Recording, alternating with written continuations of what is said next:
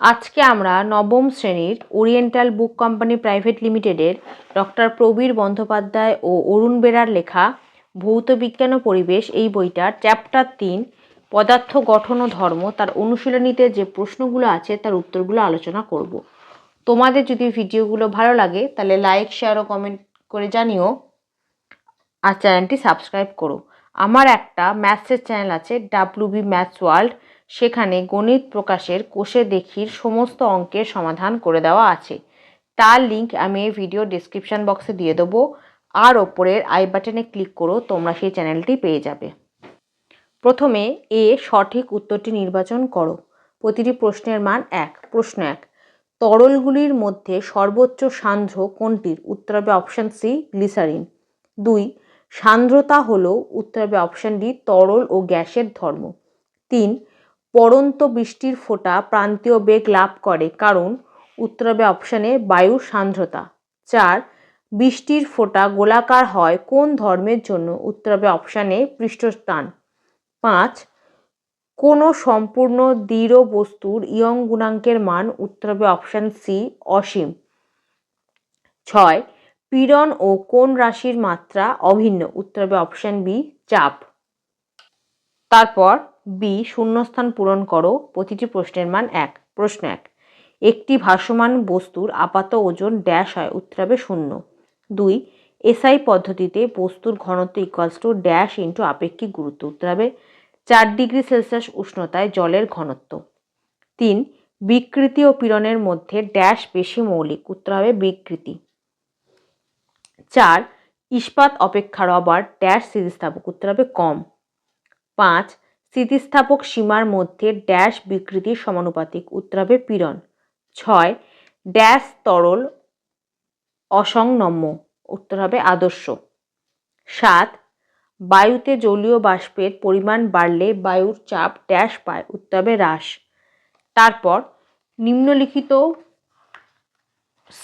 নিম্নলিখিত বিবৃতিগুলি সত্য বা মিথ্যা তা লেখো।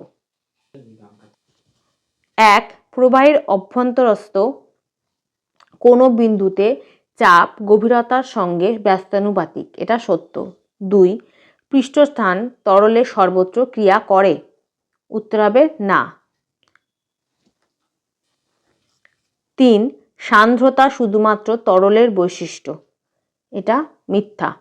4, বার্নৌলির নীতি অনুযায়ী প্রবাহীর বেগ বেশি হলে তার চাপ কম হয়, এটা সত্য। 5, বার্নৌলির নীতি সমস্ত তরলের ক্ষেত্রে প্রযোজ্য, এটা মিথ্যা, কারণ এটা কেবলমাত্র আদর্শ তরলের ক্ষেত্রে প্রযোজ্য। 6, যে তরলের সান্দ্রতা বেশি সেই তরল সহজেই প্রবাহিত হয়, এটা মিথ্যা। 7, পীড়ন একটি মাত্রাহীন রাশি, এটাও মিথ্যা। তারপর ডি, অতি সংক্ষিপ্ত উত্তর দাও। প্রতিটি প্রশ্নের মান 1। প্রশ্ন 1, চাপ ও ঘাতের মধ্যে সম্পর্ক লেখো। 40 নম্বর পাতায় এখান থেকে এতটা। 2, উষ্ণতা বৃদ্ধিতে পদার্থের স্থিতিস্থাপকতার কিরূপ পরিবর্তন হয়? উত্তর হবে হ্রাস পায়।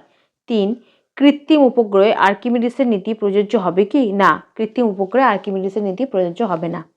4, অবাধে পতনশীল বস্তুর ক্ষেত্রে আর্কিমিডিসের নীতি প্রযোজ্য হবে কি? এটার উত্তর হবে না, অবাধে পতনশীল বস্তুর ক্ষেত্রে আর্কিমিডিসের নীতি প্রযোজ্য হবে না। 5, পরিমাপের কোন পদ্ধতিতে ঘনত্ব আপেক্ষিক গুরুত্বের মান সমান? উত্তর হবে সিজিএস পদ্ধতিতে। 6, ব্যারোমিটারের পাদস্তম্ভের উচ্চতা হঠাৎ কমে গেলে আবহাওয়া কী রকম হয়? উত্তর হবে শীঘ্রই বৃষ্টিপাতের সম্ভাবনা দেখা যায়। 7, চাপের মাত্রের সংকেত লেখো। উত্তর হবে m L⁻⁻1 T⁻²। 8, young গুণাঙ্কের SI একক লেখো। এটা হবে নিউটন পার মিটার স্কোয়ার। 9, কোনো স্প্রিংকে কেটে ছোট করলে বল ধ্রুবকের মানের কীরকম পরিবর্তন হয়? উত্তর হবে বল ধ্রুবক বেড়ে যায়। 10, আদর্শ প্রবাহী কাকে বলে? উত্তর হবে যে প্রবাহীতে এই বৈশিষ্ট্যগুলো থাকে তাকে আদর্শ প্রবাহী বলে। কোন কোন বৈশিষ্ট্যগুলো লিখবে সেগুলো দেখো, এখান থেকে এতটা। প্রথমে লিখবে এখান থেকে এতটা, তারপর লিখবে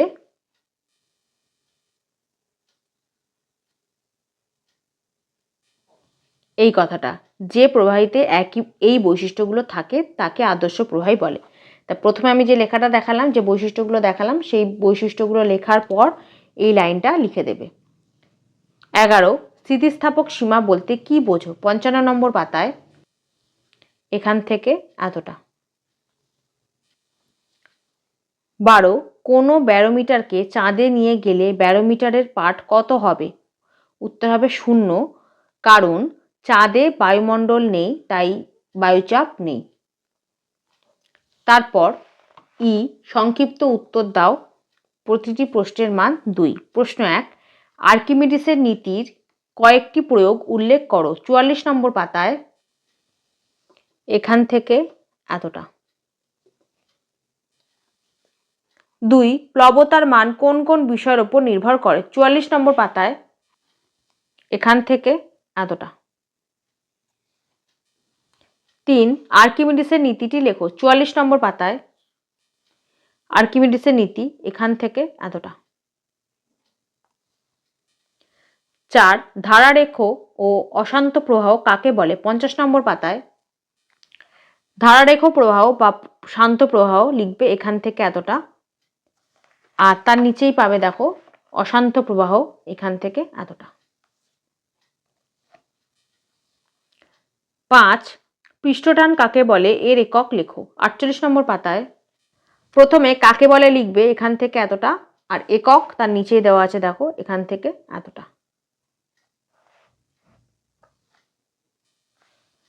6 সান্দ্রতা ও ঘর্ষণের মধ্যে পার্থক্য লেখো। 51 নম্বর পাতায়, সান্দ্রতা আর ঘর্ষণের মধ্যে পার্থক্য, 3টে পার্থক্য দেওয়া আছে, 3টে পার্থক্যই লিখে দেবে।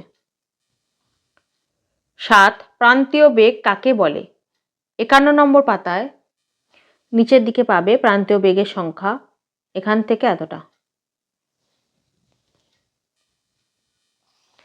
8 সান্দ্রতাকে তরলের অভ্যন্তরীণ ঘর্ষণ বলে কেন? 51 নম্বর পাতায়, এখান থেকে এতটা। 9 দুটি ফ্লাক্সের একটিতে জল অন্যটিতে গ্লিসারিন নিয়ে পাত্র দুটি ভালোভাবে নাড়িয়ে টেবিলের ওপর রাখা হলো, কোন ফ্লাক্সের তরল আগে স্থির হবে? উত্তর হবে গ্লিসারিন ভর্তি পাত্রটি। এর কারণটা লিখবে 51 নম্বর পাতায়, এখান থেকে এতটা। 10 চাঁদে সাইফন কাজ করে না কেন? উত্তর চাঁদে বায়ুমণ্ডল নেই, লেখার পর লিখবে 43 নম্বর পাতা থেকে এখান থেকে এতটা। 11 দ্রুতগামী ট্রেন যাওয়ার সময় রেল লাইনের কাছাকাছি দাঁড়িয়ে থাকা বিপজ্জনক কেন? 53 নম্বর পাতায় একদম শেষের দিকে এখান থেকে এতটা লেখার পর 54 নম্বর পাতায় এখান থেকে এতটা। 12 ঝড় হলে অনেক সময় ঘরের চাল উড়ে যায় কেন? 54 নম্বর পাতায় এখান থেকে এতটা। 13 একটি স্প্রিংয়ের 2 সেন্টিমিটার দৈর্ঘ্য বৃদ্ধির জন্য 100 ডাইন বলের দরকার, স্প্রিংটির বল ধ্রুবক কত হবে? আমরা জানি F = kx, এটা হচ্ছে ফর্মুলা। এখানে F হচ্ছে বল, k হচ্ছে স্প্রিংয়ের বল ধ্রুবক, আর x হচ্ছে স্প্রিংয়ের দৈর্ঘ্য বৃদ্ধি। অতএব F বল এখানে দেওয়া আছে 100 = k, আর x এর মান হচ্ছে 2, যেটা হচ্ছে x হচ্ছে স্প্রিং এর দৈর্ঘ্য বৃদ্ধি, সেটা আমাদের বলেছে 2 সেন্টিমিটার, তাহলে x এর জায়গায় লিখবো আমরা 2, বা তাহলে k = কত হবে? 100/2, তার মানে হচ্ছে 50। অতএব বল ধ্রুবক হলো 50 ডাইন পার সেন্টিমিটার, এটাই হবে অ্যান্সার।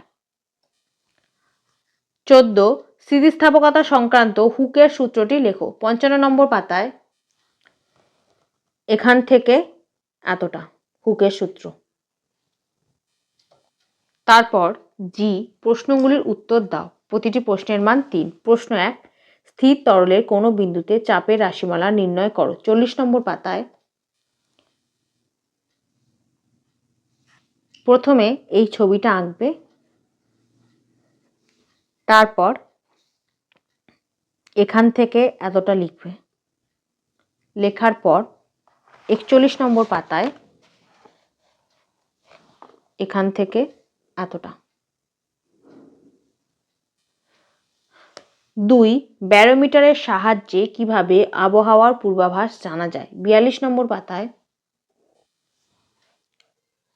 এখান থেকে এতটা। 3 বার্নৌলির নীতিটি লেখো ও ব্যাখ্যা করো। 52 নম্বর পাতায় একদম শেষের দিকে পাবে বার্নৌলির নীতি, এখান থেকে এতটা। আর ব্যাখ্যা করো সেটা লিখবে 53 নম্বর পাতায়।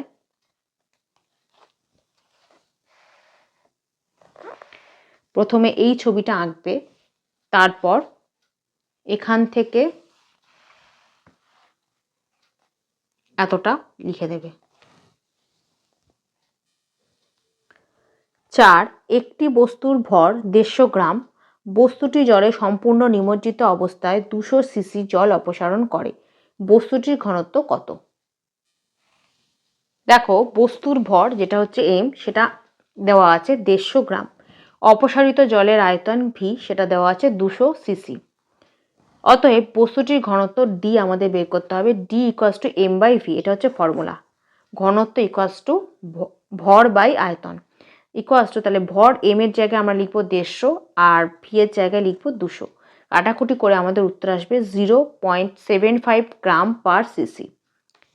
তাহলে অতএব বস্তুটির ঘনত্ব হলো 0.75 গ্রাম পার সিসি, এটাই হবে অ্যান্সার। 5 D1 ঘনত্বযুক্ত M1 ভরের তরলের সঙ্গে D2 ঘনত্বযুক্ত M2 ভরের তরল মেশালে মিশ্রণের ঘনত্ব কত হবে? এখানে দেওয়া আছে মিশ্রণের আয়তন অপরিবর্তিত আছে, মানে দুটো ক্ষেত্রেই মিশ্রণের আয়তন কিন্তু একই। এখানে প্রথম বস্তুর ভর ইকুয়ালস টু M1 দেওয়া আছে, আর প্রথম বস্তুর ঘনত্ব D1, আর তার দ্বিতীয় বস্তুর ভর হচ্ছে M2 আর দ্বিতীয় বস্তুর ঘনত্ব হচ্ছে D2। তাহলে অতএব মিশ্রণের ভর, তাহলে টোটাল মিশ্রণের ভর কত? টোটাল মিশ্রণের ভর সেটাকে আমরা ধরছি এম, সেটা কত? তাহলে প্রথমটার হচ্ছে M1 আর দ্বিতীয়টার হচ্ছে M2, তাই দুটোকে যোগ করলে আমরা টোটাল মিশ্রণের ভরটা পাবো। তাহলে এম ইকুয়ালস টু হচ্ছে M1 প্লাস M2। তারপর অতএব প্রথম বস্তুর আয়তন V1, আয়তন মানে হচ্ছে ভর বাই ঘনত্ব, তাহলে প্রথম বস্তুর আয়তন M1 বাই D1, কারণ ভর বাই ঘনত্ব। আর দ্বিতীয় বস্তুর আয়তন যেটা হচ্ছে V2, সেটাও হবে ভর বাই ঘনত্ব, সেটা হচ্ছে M2 বাই D2। এবার তাহলে মিশ্রণের মোট আয়তন, মানে দুটো মিলিয়ে মোট আয়তন যেটাকে আমরা ধরেছি V1 আর V2 মিলিয়ে হচ্ছে V, তাহলে মোট আয়তন V, সেটা হচ্ছে এই দুটোকে যোগ করতে হবে, তাহলে V1 প্লাস V2। তাহলে মিশ্রণের মোট আয়তন আর মিশ্রণের মোট ভর, এই দুটো আমরা বের করলাম। তারপর বা ভি ইকুয়ালস টু, তাহলে কি হবে M1 plus D1, sorry M1 by D1 plus M2 by D2। এটা কি করে করলাম? কারণ প্রথমে আমরা লিখলাম V equals to V1 plus V2, এবার তার আগে আমরা V1 আর V2-র মানটা বের করেছিলাম, তাহলে এখানে বা ভি ইকুয়ালস টু V1 এর জায়গায় লিখলাম যেটা বের করেছিলাম M1 বাই D1 প্লাস V2-র মানটা বের করেছিলাম তার আগে M2 বাই D2, এটাই লিখলাম। তাহলে বা ভি ইকুয়ালস টু, তাহলে এই দুটো লসাগু করলে হবে D1 D2, ওপরে পাবে M1 ইন্টু D2 প্লাস এটা হবে M2 ইন্টু D1। অতএব মিশ্রণের ঘনত্ব যেটা হচ্ছে এম বাই ভি, মানে ভর বাই আয়তন, ইকুয়ালস টু হচ্ছে এম এর জায়গায় আমরা এমটা আমরা বের করেছি আগেই, তাহলে এম এর জায়গায় আমরা সেটা লিখলাম M1 plus M2 by, R V এর মানটা বের করলাম এক্ষুনি এটা, তাহলে এটাই লিখলাম M1 D2 plus M2 D1 by D1 D2। তাহলে এবার এটা উপরে চলে যাবে, তাহলে অতএব মিশ্রণের ঘনত্ব এটা উপরে গুণ হয়ে যাবে এটা, তাহলে D1 D2 into M1 plus M2, আর নিচে থাকছে এটা M1 D2 plus M2 D1, এটাই হবে অ্যান্সার। এর উত্তরটা বইতে ভুল দেওয়া আছে, এই উত্তরটাই কিন্তু হবে, এটাই সঠিক। 6 চিত্রসহ সাইফনের কার্যনীতি ব্যাখ্যা করো। 43 নম্বর পাতায় প্রথমে এই ছবিটা আঁকবে, তারপর এখান থেকে এতটা লিখে দেবে। 7 একটি পাত্রে 1.8 আপেক্ষিক গুরুত্বের 126 গ্রাম H2SO4 আছে, এর সঙ্গে 120 গ্রাম জল মেশালে মিশ্রণের আপেক্ষিক গুরুত্ব হয় 1.5। মিশ্রণের আয়তন সংকোচন নির্ণয় করো। আমরা জানি আপেক্ষিক গুরুত্ব ইকুয়ালস টু হচ্ছে পদার্থের ঘনত্ব বাই 4 ডিগ্রি সেলসিয়াস উষ্ণতায় জলের ঘনত্ব। এটা হচ্ছে আপেক্ষিক গুরুত্বের ফর্মুলা, পদার্থের ঘনত্ব বাই 4 ডিগ্রি সেলসিয়াস উষ্ণতায় জলের ঘনত্ব। এবার 4 ডিগ্রি সেলসিয়াস উষ্ণতায় বিশুদ্ধ জলের ঘনত্ব, যেটা আমরা জানি 1 গ্রাম পার ঘন সেন্টিমিটার, এটাই হয়। তাহলে লিখে দিলাম এটা, যে 4 ডিগ্রি সেলসিয়াস উষ্ণতায় বিশুদ্ধ জলের ঘনত্ব কত, এটাই আমরা জানি। এবার বলে দিয়েছে দেখো H2SO4 এর আপেক্ষিক গুরুত্ব বলে দিয়েছে 1.8, আর H2SO4 এর আপেক্ষিক ভর যেটা হচ্ছে M1 সেটা হচ্ছে 126 গ্রাম। অর্থাৎ এখানে আপেক্ষিক গুরুত্ব লিখতে হবে, আপেক্ষিক গুরুত্বের জায়গায় লিখলাম 1.8, যেটা লিখে বের করেছি 1.8 ইকুয়ালস টু, এখানে তারপর হবে পদার্থের ঘনত্ব বাই 4 ডিগ্রি সেলসিয়াস উষ্ণতায় জলের ঘনত্ব। তাহলে এখানে পদার্থের ঘনত্ব হচ্ছে H2SO4 এর ঘনত্ব যেটা হচ্ছে D1, আর বাই 4 ডিগ্রি সেলসিয়াস উষ্ণতায় জলের ঘনত্ব সেটা হচ্ছে 1 গ্রাম পার ঘন সেন্টিমিটার, এটাও লিখে রেখেছি, সেটাই লিখলাম 1 গ্রাম পার ঘন সেন্টিমিটার। বা 1.8 ইকুয়ালস টু হচ্ছে D1 মানে হচ্ছে M1 বাই V1, কারণ এখানে M মানে D1 মানে হচ্ছে এখানে ভর বাই আয়তন, ঘনত্ব মানে হচ্ছে ভর বাই আয়তন, তাহলে D1 হচ্ছে M1 বাই V1 বাই নিচে হবে 1, এখানে দেখো লিখে দেওয়া আছে M1 হচ্ছে H2SO4 এর ভর আর V1 হচ্ছে H2SO4 এর আয়তন, এই দুটো মিলিয়ে হচ্ছে D1 বা যেটা হচ্ছে H2SO4 এর ঘনত্ব। তাহলে বা 1.8 ইকুয়ালস টু, তাহলে এটা কত হবে 1টা, তাহলে V1টা নিচে চলে আসবে, V1 ইন্টু 1, তার মানে এটা V1ই হবে, তাহলে M1 বাই V1 বা 1.8 ইকুয়ালস টু M1 এর জায়গায় আমরা আগে মানটা লিখবো ভরের, যে সেটা হচ্ছে 126 বাই V1, এখানে V1 এর মানটা বের করতে হবে, বা V1 ইকুয়ালস টু হচ্ছে 126 বাই 1.8 ইকুয়ালস টু হচ্ছে 70 ঘন সেন্টিমিটার বা 70 সেন্টিমিটার কিউব। তারপর অন্যদিকে 100 গ্রাম জলের আয়তন, যেটা জল আছে সেটার আয়তন, সেটাকে আমরা ধরছি V2, হয় 120 ঘন সেন্টিমিটার।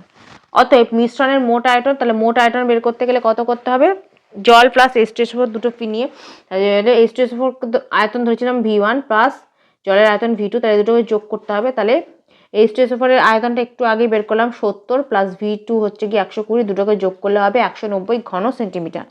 তাহলে মিশ্রণের মোট ভর কত হবে, তাহলে ওই দুটোকে যোগ করতে হবে, দুটো ভরকে, তাহলে একটা হচ্ছে M1 আর একটা হচ্ছে M2, M1 হচ্ছে 126 প্লাস M2 দেওয়া আছে 120, তাহলে এই দুটোকে যোগ করলে হবে 246 গ্রাম।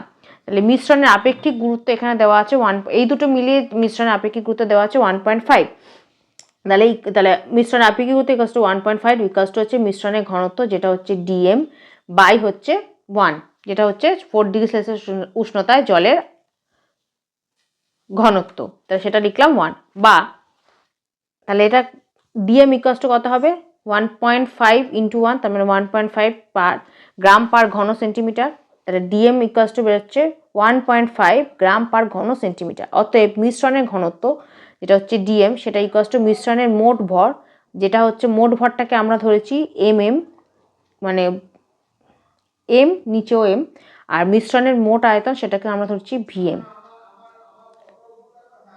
তাহলে মিশ্রণের মোট ভর আর মিশ্রণের বাই মিশ্রণের মোট আয়তন, তাহলে বা DM হচ্ছে 1.5, এক্ষুনি এটাই আমাদের বের করতে বলেছে 1.5 দিয়ে, ইকুয়ালস টু মোট ভর হচ্ছে 246, বের করেছি M1 প্লাস M2, আর মোট আয়তন VM, এই VM এর মানটা আমরা বের করবো, যে মিশ্রণের মোট আয়তনটা কত যখন তার ঘনত্ব হবে 1.5, সেই সময় মিশ্রণের মোট আয়তনটা আমাদের বের করতে হবে। তাহলে বা VM ইকুয়ালস টু, তাহলে এটা কত হবে 246 ভাগ 1.5, 246কে 1.5 দিয়ে ভাগ করলে হবে 164 ঘন সেন্টিমিটার। অতএব মিশ্রণের আয়তন সংকোচন হবে, আগে ছিল 190, এখন হয়ে গেল 164 ঘন সেন্টিমিটার, তাহলে 190 থেকে 164 বাদ দিলে হবে 26 ঘন সেন্টিমিটার, এটাই হবে অ্যান্সার। 8. 1 মিটার দীর্ঘ ও 2 মিলিমিটার স্কোয়ার প্রস্থচ্ছেদ যুক্ত একটি তারের মুক্ত প্রান্তে 10 কেজি ভর ঝোলানো হলো। তারটির উপাদানের ইয়ং গুণাঙ্ক 2 × 10⁻12 ডাইন পার সেন্টিমিটার স্কোয়ার হলে তারের দৈর্ঘ্য বৃদ্ধি কত হবে? এখানে জি এর মানটা বলে দিয়েছে 10 মিটার পার সেকেন্ড স্কোয়ার, যেটা হচ্ছে অভিকর্ষজ ত্বরণ। তারটি প্রাথমিক দৈর্ঘ্য L, এটা ইকুয়ালস টু দেওয়া আছে 1 মিটার, আর তারটির প্রস্থচ্ছেদের ক্ষেত্রফল যেটা A সেটা দেওয়া আছে 2 মিলিমিটার স্কোয়ার। এবার এই 2 মিলিমিটার স্কোয়ারকে আমরা মিটার স্কোয়ারে নিয়ে আসবো, তাহলে কী করে আনবো 2 ইন্টু, এবার প্রথমে দেখো মিলিমিটারকে মিটারে নিয়ে গেলে 1000 দিয়ে ভাগ করতে হবে, আর যেহেতু স্কোয়ার আছে তার মানে 1000 ইন্টু 1000, মানে যেহেতু একবার যদি মিলিমিটার থেকে মিটারে যায় তাহলে 1000 দিয়ে ভাগ করতে হবে, আর যেহেতু স্কোয়ার আছে তাহলে 1000 ইন্টু 1000 দিয়ে ভাগ করতে হবে। তাহলে 1000 মানে হচ্ছে একবার 1000 মানে হচ্ছে 10 কিউব, তাহলে দুবার 1000 মানে হচ্ছে 10⁶। এবার যেহেতু এটা ভাগ আছে নিচে আছে, তাহলে সেটাকে উপরে আনতে হলে পাওয়ারে মাইনাস হয়ে যাবে। এটা হচ্ছে সূচকের নিয়ম। তাহলে হয়ে যাবে 2 ইন্টু 10⁻⁻6 মিটার স্কোয়ার। তাহলে প্রযুক্ত বল এফ ইকুয়ালস টু, এটা formula, F equals to M into G. তাহলে F equals to M into G, M হচ্ছে ভর আর জি হচ্ছে অভিকর্ষ ত্বরণ, ইকুয়ালস টু এম এখানে দেওয়া আছে 10 ইন্টু জিও বলে দেওয়া আছে মান 10, তাহলে 10 ইন্টু 10 তার মানে হচ্ছে 100 নিউটন। তারের ইয়ং গুণাঙ্ক Y equals to 2 into 10⁻12 dyne per centimetre square, এটা দেওয়া আছে। এবার এটাকে নিউটন পার মিটার স্কোয়ার নিয়ে যাব, তাহলে সেখানে 10-এর একটা পার কমে যাবে, তাহলে এটা হবে 2 into 10⁻11 newton per metre square. Dyne per centimetre স্কোয়ারটাকে নিউটন পার মিটার স্কোয়ারে নিয়ে এলাম। ধরি তারটির দৈর্ঘ্য বৃদ্ধি ইকুয়ালস টু হচ্ছে স্মল এল, এটা ধরলাম। আমরা জানি এটা formula, Y equals to F by A by small L by capital L, বা ওয়াই এর জায়গায় লিখবো যেটা নিউটন পার মিটার স্কোয়ার নিয়ে এলাম, ওয়াই এর মান হচ্ছে 2 ইন্টু 10⁻11 ইকুয়ালস টু এফ হচ্ছে এখানে 100 বের করেছি, ভাগ এ হচ্ছে 2 ইন্টু 10⁻⁻6 বাই স্মল এল এর মানটা বের করব, small L by capital L একদম প্রথমে লিখেছিলাম, এর মান হচ্ছে 1, বা 2 ইন্টু 10⁻11 ইকুয়ালস টু হচ্ছে তাহলে 100, এটা নিচে চলে আসবে 2 ইন্টু 10⁻⁻6 ইন্টু এল, আর এই 1টা উপরে চলে যাবে, 100 ইন্টু 1 তাহলে 100ই হয়, তাহলে 100 ওপরে, আর নিচে হচ্ছে 2 ইন্টু 10⁻6 মাইনাস এল, এই সরি ইন্টু এল, বা এল ইকুয়ালস টু কী হবে 100 বাই এটা হচ্ছে 2 ইন্টু 10⁻6, আর এটাও নিচে চলে আসবে, তাহলে এটাও হবে ইন্টু 2 ইন্টু 10⁻11। তাহলে এবার 2 দিয়ে প্রথমে 100 কাটলাম 50, তারপর আবার 50কে আবার 2 দিয়ে কাটলাম হলো 25। তাহলে আর নিচে এখানে দেখো 10⁻6 ইন্টু 10⁻11, তাহলে তাহলে বেস দুটো এক আছে, তাহলে পাওয়ার দুটো যোগ হবে, তাহলে -6 + 11 হয়ে যাবে +5। তাহলে বা এল ইকুয়ালস টু তাহলে কত হবে, উপরে হচ্ছে 25, নিচে হচ্ছে এখান থেকে পেলাম আমরা 10⁵। 25/10⁵ ইকুয়ালস টু, এবার এটাকে উপরে নিয়ে গেলে পাওয়ারে মাইনাস হয়ে যাবে, তাহলে এটা উপরে নিয়ে যাচ্ছি, ইন্টু হলে পাওয়ারে মাইনাস হবে, তাহলে 25 ইন্টু 10⁻⁻5, এটাই হবে অ্যান্সার, যে তারের দৈর্ঘ্য বৃদ্ধি হবে 25 ইন্টু 10⁻⁻5। 9 সান্দ্রতা ও ঘর্ষণের তুলনা করো, এই উত্তরটা হবে E6-এর অ্যান্সার, যেটা হচ্ছে 51 নম্বর পাতায় পেয়ে যাব।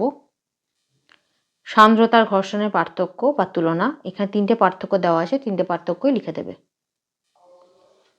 10 2 মিটার দীর্ঘ একটি তারের দৈর্ঘ্য 5 মিলিমিটার বাড়ানো হলো, তারের উপাদানের ইয়ং গুণাঙ্ক 2 into 10⁻11 newton per metre square হলে তারে উৎপন্ন পীড়ন কত হবে? তারের প্রাথমিক দৈর্ঘ্য যেটা ক্যাপিটাল এল সেটা ইকুয়ালস টু 2 মিটার, তারের দৈর্ঘ্য বৃদ্ধি যেটা হচ্ছে স্মল এল সেটা ইকুয়ালস টু দেওয়া আছে 5 মিলিমিটার। এবার এইটাকে মিটার নিয়ে যাচ্ছি, তাহলে এটাকে 1000 দিয়ে ভাগ করতে হবে, তাহলে 5/1000 মিটার। এবার উপাদানের ইয়ং গুণাঙ্ক ওয়াই ইকুয়ালস টু দেওয়া আছে 2 into 10⁻11 newton per metre square. আমরা জানি ওয়াই ইকুয়ালস টু হচ্ছে অনুদৈর্ঘ্য পীড়ন বাই অনুদৈর্ঘ্য বিকৃতি,